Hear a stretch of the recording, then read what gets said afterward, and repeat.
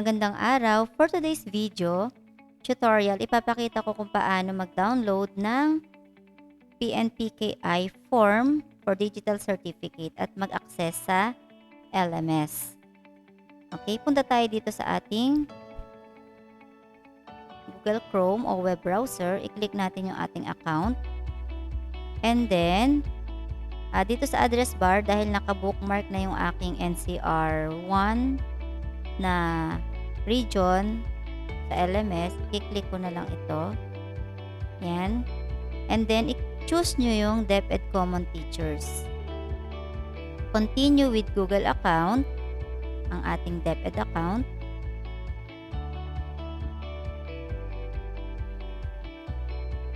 Naglo-loading pa siya.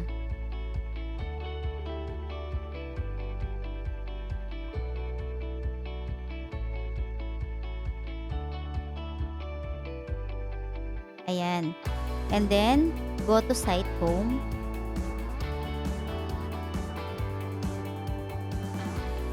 Choose professional development. And then, go to facility for the submission of application requirement for the Pnpki. Ayan. And then, sa bandang baba, ito pwede natin itong panoorin yung video instruction. And then, how to fill up your Pnpki application form. And then, download this. Ito yung ating form na pipill upan na naka-PDF.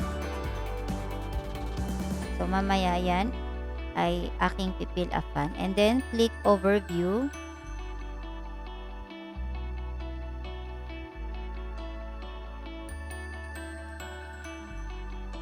Ayan, pag nabasa nyo na yan, and then go to SDO Manila sa activities.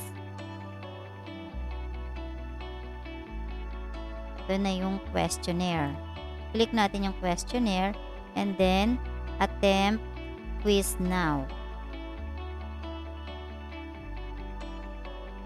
So ito, dito natin isusulat yung ating last name, first name, your middle name, kung may suffix, yung inyong sex, male or female, TIN number, organization, halimbawa DepEd, organizational unit, yung inyong ID, and then next page. Example yan. And then yung residential address, province, municipality, zip code, mobile, email, and then finish attempt. Okay? So, pag naka-finish attempt ka na, after natin makapagsagot sa questionnaire, ikiklik na natin yung upload Pnpki form. And then, pag nandito na tayo, i-click natin tong add submission. I-click natin tong add. And then, choose file. Click natin kung saan natin nilagay yung ating pinil upan na PDF kanina. And then, open. Ito na siya. And then, upload this file. Ayan.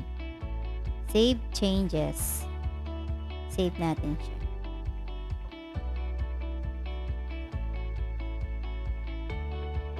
Ayan, submitted for grading.